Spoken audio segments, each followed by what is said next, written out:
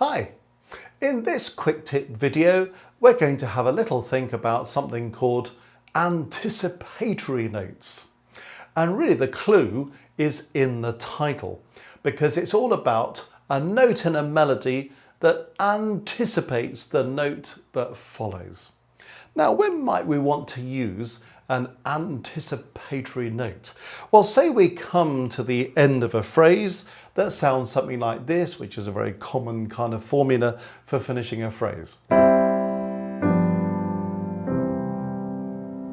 And in the melody, the notes are E, D, C.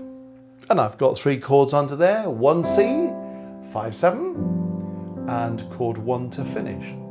Don't worry too much about the chords, but basically the melody is going E with a C chord, D with a G chord, and then C with a C chord. If I just want to elaborate that melody, instead of doing this, I can anticipate the final note. So when I put it with the chords,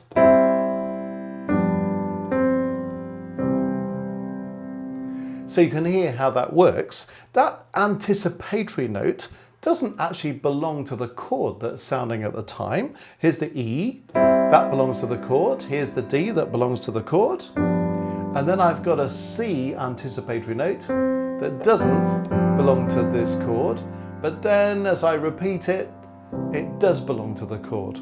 So it just adds a little bit of rhythmic interest to a melody, and the fact that the anticipatory note is going to be a little bit dissonant with the chord just gives us a tiny bit of colour at the end. So just to show you what it looks like, here's D, C, where D would belong to a chord and C would belong to a chord, and here's that final C being anticipated, so an anticipatory note. So there we are, it looks and sounds like this. So if you're a composer, it's another way of decorating a melodic line. And if you're a performer and you're looking at something like that in the music, wondering what it is, well, now you know. So welcome to the world of anticipatory notes.